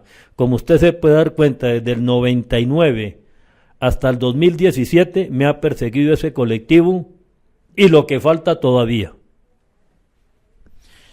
Bueno, pues ahí está, ahí llegamos a unas conclusiones, José Jaime, después de un trabajo de muchos años, conociendo todo este proceso de plantones, de marchas, de protestas, de viajes, de todo lo que usted ha hecho. Yo creo que, general, aquí hay, de mi parte, que conozco el trabajo que José Jaime ha hecho, un reconocimiento muy valioso porque él se ha criado, se hizo grande defendiendo a su padre. Muchas gracias por esas palabras, Ervin. Gracias, bueno, a toda la mesa. Yo me siento honrado y porto con mucho orgullo, como lo he dicho, el apellido Uzcategui. Y créanme, porque si mi papá no fuera un hombre excepcional como lo es, y no hubiera sido un buen militar, un excelente oficial como lo fue, yo probablemente no me hubiera animado a dar esta lucha, sobre todo frente a un enemigo tan poderoso y tan cruel como el colectivo de abogados José Alvear Restrepo. Es que mi papá ahorita hacía una relación de los hechos, pero qué más persecución que ahora, que han acabado con la vida de mi papá, me quieren perseguir a mí, un profesional de 35 años, no tengo ningún título como para enfrentarme a estos señores, y me denuncian ante la fiscalía y me ponen a responder por unas verdades que he dicho, pero con base en un proceso judicial que ellos conocen muy bien. Entonces es evidente la persecución y de verdad que hace falta que en el país se aclaren muchas cosas. Por eso muchos críticos de los acuerdos de paz le temen es precisamente a que estas acciones de estas organizaciones como el colectivo Alvear se multipliquen en el país.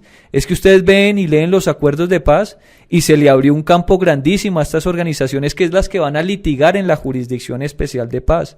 Quienes van a defender a los guerrilleros van a ser precisamente estas organizaciones que en los acuerdos de paz está dicho que pueden hacerlo cobrando los honorarios y recibiendo todo tipo de beneficios y prebendas. Ese es el verdadero temor que hay en el país. Pero afortunadamente, Ervin, y con eso concluyo, nosotros no le tenemos miedo a la verdad. No le tenemos miedo a la verdad de la masacre de Mapiripán, no le tenemos miedo a la verdad que defiende el colectivo de abogados José Alvear Restrepo, porque hoy está completamente desacreditada, y en esa medida nosotros vamos a seguir llevando este caso hasta las últimas consecuencias, y de eso puede estar seguro el congresista Lirio Uribe Muñoz, que recientemente me denunció y que con esa afrenta pretende que yo me vaya a silenciar con las acusaciones que tengo, pero por el contrario me dan más ánimos y fuerzas y motivos para escarbar en ese proceso y demostrar todos sus pecados. ¿Será posible que el Alvear devuelva la plata que falta ahora de las hermanas Pinzón y de los otros grupos, de los otros núcleos familiares, de todo lo que han recibido? Tienen que hacerlo por un compromiso ético con la profesión de abogado, aunque de ética no conocen mucho estos señores, y si no es así, porque tarde que temprano tendrán que hacerlo para reintegrar en algo los recursos. Yo en este momento salgo de aquí y voy a radicar al menos 15 derechos de petición en diferentes entidades. Al Ministerio de Defensa le voy a preguntar qué porcentaje de los recursos ha logrado recuperar, a la Fiscalía lo mismo, a la Contraloría lo mismo, a la Procuraduría lo mismo, y en esa medida, cuando ellos van a ver que han dejado pasar 6 años desde el escándalo de las falsas víctimas y no han recuperado un solo centavo, pues llevaré eso a instancias como la Comisión Interamericana de Derechos Humanos, que lamentablemente a veces me toca poner en tela de juicio la objetividad de esas instancias internacionales, por lo mismo que hemos comentado hoy en el programa, pero tarde que temprano se hará justicia como se ha venido haciendo, porque recuerdo una frase de algún autor reconocido que dice que la verdad no es hija del tiempo, sino, perdón, me pasó lo de Chespirito, la verdad no es hija de la autoridad, sino del tiempo, o algo así dice la frase célebre. Entonces yo estoy convencido que pueden tomarse 20 años más, pero este caso no va a quedar en la impunidad, y a mi papá, que ya la justicia le ha empezado a dar el verdadero rótulo que debería tener, que es el de víctima y no el de victimario, lo van a tener que reparar por todas las afrentas, las lágrimas, los sufrimientos que ha sido el resultado de esta persecución. Entonces, muchas gracias, Ervin, por el espacio. Agradezco enormemente el esfuerzo que hizo Nancy con su libro. Tuve la fortuna y el privilegio de conocer su iniciativa cuando hasta ahora estaba en obra gris, por así decirlo, y sé que es un esfuerzo que no es que en algo nos regresa a nosotros, o la tranquilidad que nos da es que hay personas como ustedes que están dispuestos a llevar estos casos hasta las últimas consecuencias, pero el verdadero aporte es al país, a la institucionalidad y a la democracia, que se ven fortalecidas con este tipo de iniciativas. Muchas gracias, y a los oyentes que nos han acompañado en este programa, un feliz resto de día y que Dios los bendiga. Una cosa antes de que se vaya, José Jaime, ¿le toca ir acompañado de abogado? Sí, por supuesto, ya una vez, como se trata de una denuncia formal, lo haré. Nosotros cuánta plata no hemos destinado en abogados durante 18 años y cuánto no se ha visto el afectado el patrimonio de la familia, pero ante estas circunstancias ya tengo que hacerlo y lo haré, por supuesto, para ratificarme en mis acusaciones y en mis denuncias y pedir todas las garantías que espero que sí me las den. No se las han dado a mi papá, que se las den al hijo que no ha portado un uniforme y que no lo pueden responsabilizar por nada, porque tenía una hoja de vida absolutamente intachable como fue la de mi papá, pero bueno, responderé y me presentaré una y otra vez cada vez que me llamen. Nosotros no somos de esos que salen corriendo del país o que se asilan o que hacen ese tipo de acciones. Estamos acá como lo ha hecho mi papá durante 20 años, ahora con libertad condicional. Los del colectivo se atreven a decir que él puede o corre el riesgo de fugarse o de salir corriendo del país. Que tenga la certeza el país que no lo vamos a hacer, porque le hemos puesto la cara durante 18 años y estando tan cerca de la victoria no le vamos a huir al proceso. Muchos me han preguntado, y porque saben de la cercanía que hemos tenido con el caso, que le hemos hecho seguimiento aquí en este programa, ¿qué va a pasar el día que se demuestre que el general Uzcategui es inocente? ¿Qué va a pasar con todas esas otras falsas víctimas? ¿Qué va a pasar con todo el proceso de Mapiripán cuando se conozca la verdad plena y absoluta, ojalá en medio de la JEP? Pues este proceso va a ser para nosotros la gloria, porque después de 20 años de injusticias, al fin va a brillar la justicia. Como le digo, pretender que nos indemnicen o que nos reparen económicamente es impensable. ¿Quién nos va a devolver 18 años de privación injusta de la libertad? Mi hermano estaba en el vientre de mi mamá cuando a mi papá lo meten preso y hoy ya tiene 18 años de edad y está haciendo 11 grado en el colegio. ¿Quién nos va a devolver todo ese tiempo? Eso es impensable. Eso, yo hacía una reflexión el otro día porque en medio de todas estas luchas he coincidido mucho con un joven que es completamente contrario a lo que yo represento, que es José Antequera, por ejemplo. Y hemos tenido un diálogo generacional muy interesante sobre la paz y lamentablemente a raíz del plebiscito nos distanciamos mucho porque yo opté por votar en contra del plebiscito y eso él lo sintió como una debilidad en ese deseo de paz. Pero bueno, el caso no viene, pero yo decía, es tan doloroso la situación de él que tiene que visitar a su padre en una cárcel y que hizo su duelo, pero es que yo llevo 18 años sin poder hacer un duelo porque me ha tocado visitar a mi papá en una cárcel. Y si usted me pregunta que si prefiero la cárcel al cementerio, por supuesto prefiero la cárcel, pero para mí, y usted que ha acompañado tan de cerca a los secuestrados, eso es una tortura psicológica. Yo no he podido hacer mi vida, yo no he podido pensar en irme a estudiar al exterior si lo quisiera porque yo soy incapaz de hacerlo teniendo a mi papá preso y a mi familia presa. Eso para mí ha sido una verdadera tortura, pero siendo una persona creyente, pues le doy gracias a Dios por estas pruebas porque uno sale fortalecido y la persona que soy hoy, el profesional que soy hoy, el hijo que soy hoy, el padre de familia que soy hoy porque ya tengo mis hijos y ya empiezo a mirar hacia abajo y no tanto hacia arriba, pues le doy gracias a Dios porque me han hecho mejor persona y mejor ser humano. Nancy Sáenz, usted ha hecho un trabajo bellísimo desde la reconstrucción de verdad. Yo creo que estos trabajos hay que respaldarlos y seguirlos haciendo, porque cuando uno con el trabajo periodístico logra contribuir a la verdad, sin importar cuál sea, la verdad tiene una sola cara, muchos matices, muchos tonos, pero es una sola. Poder hacer esto y hoy dar como la tranquilidad de que ese trabajo suyo también está contribuyendo a que esto se conozca con más claridad, da sensaciones. ¿Qué siente? Mire, usted le agradezco de verdad a Ervin porque eso que ha dicho fue el motivo por el cual yo inicié este libro, por eso se lo dediqué, hablando de padres, también a mi padre, por una frase que me dijo alguna vez cuando llegué tarde de bailar y me dijo, dime la verdad, ¿dónde estabas? Y le dije. Y entonces, por eso le digo a Julio Sáenz, mi padre y filósofo de cabecera, por su frase que me inspiró para este trabajo. Hija, la verdad no se castiga. Yo simplemente quiero decirle que la verdad es una y que espero que este trabajo en el que nos encontramos hoy, Ervin, sirva para que la verdad esté siempre por encima de todo, incluso por encima de la paz, como decía Miguel de Unamuno. En este caso, ¿el colectivo no la ha buscado por lo que usted aquí dice? Cuando le hice la entrevista al doctor Carreño Wilches, al comienzo fue muy amable. Él pensó que tal vez yo era de las periodistas que llegan sin leerse el expediente, ¿cierto?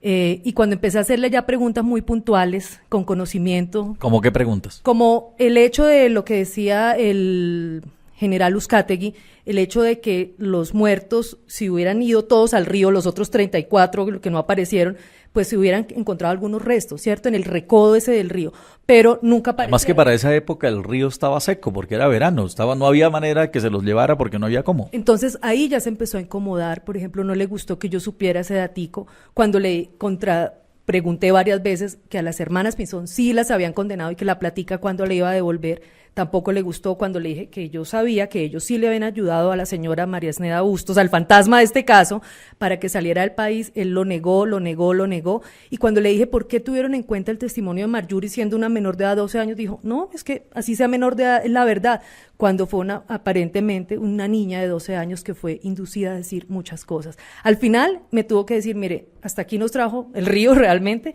apague su cámara y le pido por favor que salga de mi oficina.